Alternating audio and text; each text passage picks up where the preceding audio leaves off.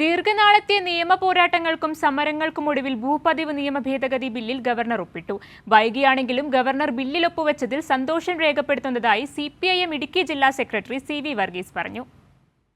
2023 August 8 നിയമസഭയിൽ അവതരിപ്പിച്ച ഭൂപതിവ് നിയമ ഭേദഗതി ബിൽ സെപ്റ്റംബർ 14 നിയമസഭ ഐക്യകണ്ഠേന പാസാക്കിയത്. നിയമസഭയിൽ ബില്ലിന് അനുകൂലമായി വോട്ട് ചെയ്ത UDF MLA മാർ ബില്ലിനെതിരെ പിന്നീട് രംഗത്ത് വന്നു. ബില്ലിൽ ഒപ്പിടാതെ കഴിഞ്ഞ 7 മാസമായി ഗവർണർ പിടിച്ചുവെച്ചു. ഇതിനെതിരെ സർക്കാർ സുപ്രീം കോടതിയെ സമീപിച്ചതിനൊപ്പം LDF ഇടുക്കി ജില്ലാ കമ്മിറ്റിയുടെ നേതൃത്വത്തിൽ തിരുവനന്തപുരത്ത് ഗവർണറുടെ വസതിയിലേക്ക് മാർച്ചും ഇടുക്കി ജില്ലയിൽ ഹർത്താൽ അടക്കമുള്ള മറ്റ് സമരപരിപാടികളും നടത്തി.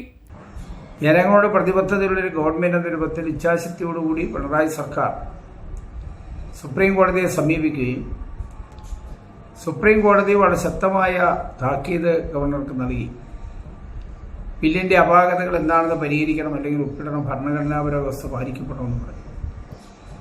ഏതായാലും സംസ്ഥാന ഗവൺമെന്റ് സുപ്രീം കോടതിയിൽ സമീപിച്ചതിൻ്റെ കൂടെ അടിസ്ഥാനത്തിൽ വിവേകപൂർവമായ നിലപാട് സ്വീകരിച്ച് ഇന്ന് കേരള ഗവർണർ ഭൂവിനിയോഗ നിയമ ഭേദഗതി ബില്ലിൽ ഒപ്പിട്ടിരിക്കുകയാണ്.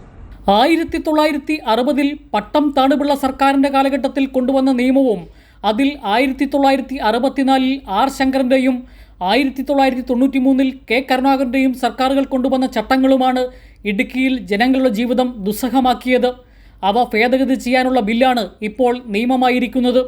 ഇതിൻ പ്രകാരം പുതിയ ചട്ടങ്ങൾ രൂപീകരിക്കുന്നതോടുകൂടി ഇടുക്കി ജില്ലയിലെ ഭൂപ്രശ്നങ്ങൾക്ക് പരിഹാരമാകും എന്ന കാര്യത്തിൽ സംശയമില്ല.